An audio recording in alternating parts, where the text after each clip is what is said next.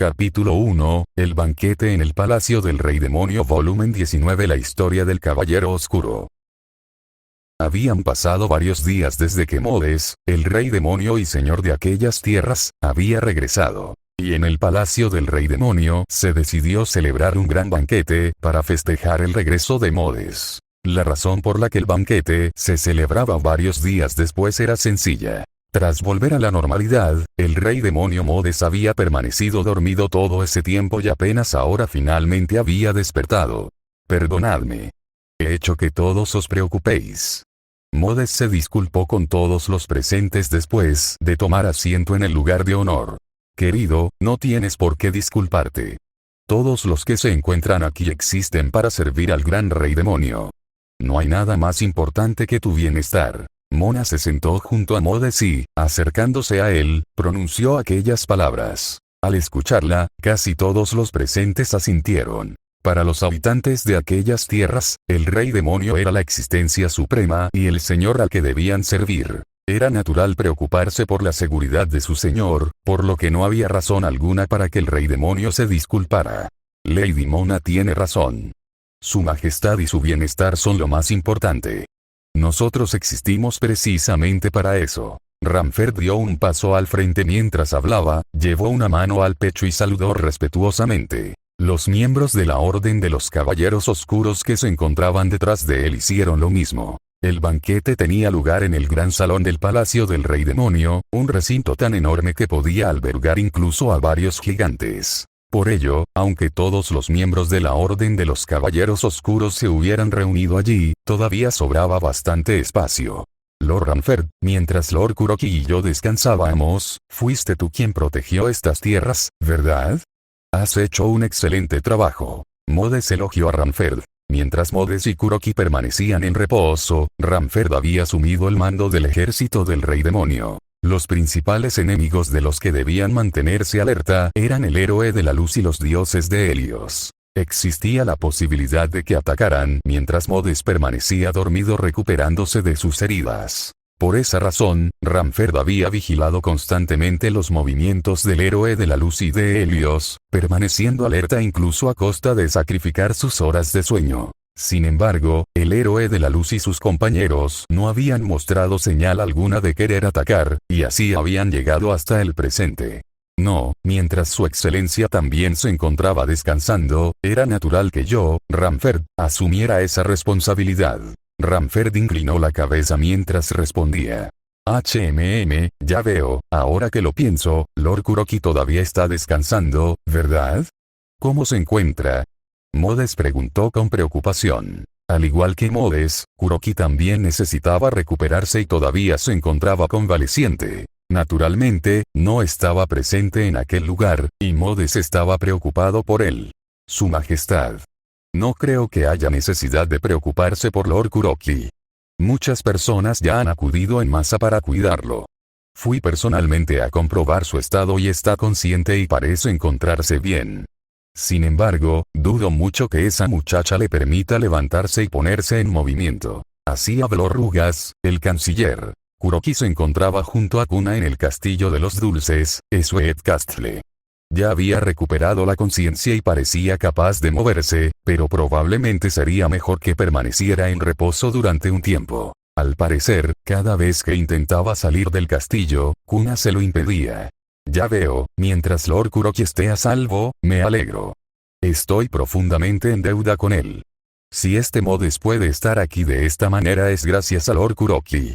Tendré que agradecerle apropiadamente más adelante. Modes lo dijo mientras sonreía. De no haber sido por Kuroki, Modes posiblemente habría destruido el mundo siguiendo ciegamente sus impulsos destructivos. Naturalmente, de haber sucedido eso, ni Mona ni ninguno de los demás seguirían existiendo. Kuroki había sido quien lo había detenido. Por ello, para Modes, Kuroki era su salvador y benefactor. Modes deseaba encontrar alguna forma de devolverle aquel enorme favor. Eso es. Si el maestro Kuroki no hubiera estado allí, habría ocurrido algo terrible. Padre. Tienes que agradecérselo como es debido. ¿Verdad, Ryu? Así habló Polen, la hija de Modes, quien estaba sentada muy cerca de él. Junto a Polen también se encontraba Ryuki, el hijo de Kuroki. Polen había adorado a Ryuki desde el momento de su nacimiento y, aunque ahora ya había crecido, todavía lo mantenía cerca de ella. Modes pensaba que, para Polen, Ryuki era prácticamente como un hermano menor de sangre. Dar a luz al hijo de un rey demonio poseedor de un poder mágico tan inmenso suponía una carga considerable para Mona. Por ese motivo, no podían darle a Polen un hermano o una hermana. Aquello era algo que preocupaba a Modes. Ese sí, creo que mi padre también se alegraría de recibir unas palabras de reconocimiento de su majestad el rey demonio. Ryuki respondió con cierta reserva. Al igual que su padre, tenía una personalidad modesta y reservada. Modes pensaba que, cuando terminara de crecer, seguramente se convertiría en un excelente caballero. Ya veo. Entonces enviaré a Lord Kuroki tantos tesoros como me sea posible más adelante. Bien, creo que ha llegado el momento de comenzar el banquete. Después de que Modes dijera aquello, las sirvientas en Pusa que trabajaban en el palacio del rey demonio comenzaron a traer la comida y las bebidas alcohólicas. Al verlas, Polen y algunos de los presentes soltaron exclamaciones de entusiasmo. Parecía que el jefe de cocina, Nisuroku, había empleado todo su talento para preparar aquel banquete en celebración de la recuperación del rey demonio. Primero estaban los clásicos platos de carne. En las tierras de Nargol, la protagonista indiscutible de los platos de carne era la oveja de lana negra. En las llanuras situadas al oeste del palacio del rey demonio se criaban enormes cantidades de estas ovejas y, solamente para aquel banquete, habían sacrificado 1000 ejemplares. No solo la lana de aquellas ovejas era negra. Su carne también poseía un intenso color negro. Para los Iafs humanos, cuyas mandíbulas eran débiles, aquella carne parecía ser bastante dura.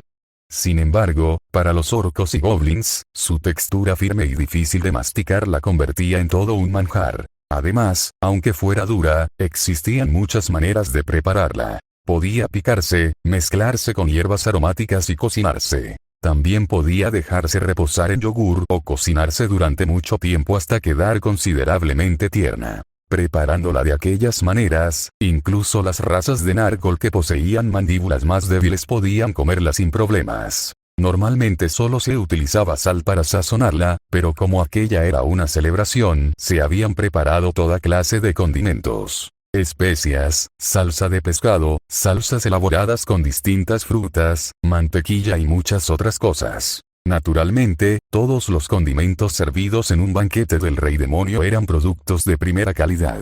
Los numerosos platos de carne preparados con aquellos ingredientes deleitaban los paladares de los presentes. Además de la oveja negra, también había numerosos platos elaborados con carne de jabalí gigante, pollo, pato e incluso insectos. En particular, la variedad de platos preparados con insectos era tan grande que difícilmente podía encontrarse algo semejante en otras regiones, y una enorme cantidad de ellos había sido servida en aquel banquete. Aquellos insectos procedían del bosque oscuro, situado al sur de las tierras de Nargol. Allí habitaban numerosos insectos gigantes, por lo que los orcos y goblins solían adentrarse en el bosque para cazarlos. Aunque, al parecer, no eran pocos los que cometían algún error y terminaban convirtiéndose ellos mismos en alimento de los insectos gigantes. Llegados a ese punto, resultaba difícil saber quién estaba cazando a quién. Incluso se decía que era bastante habitual abrir un insecto gigante mientras se cocinaba y encontrar dentro la cabeza de algún goblin.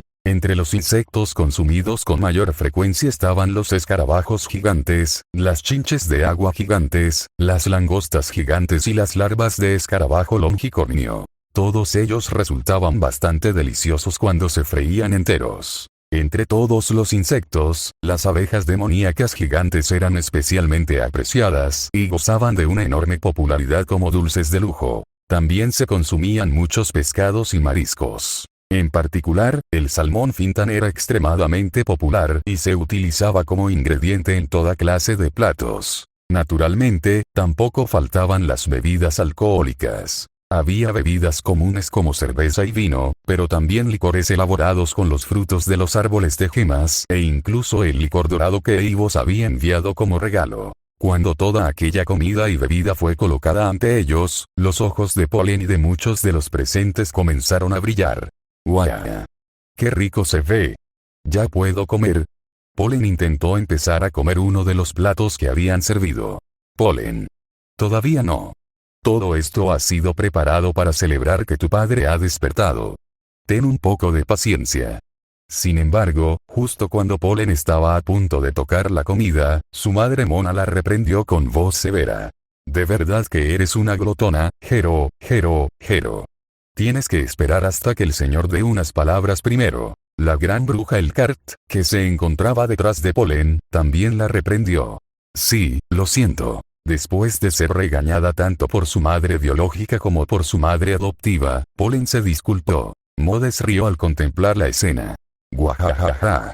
Parece que Polen tampoco puede esperar más. Entonces, todos. Bebamos y comamos cuanto queramos.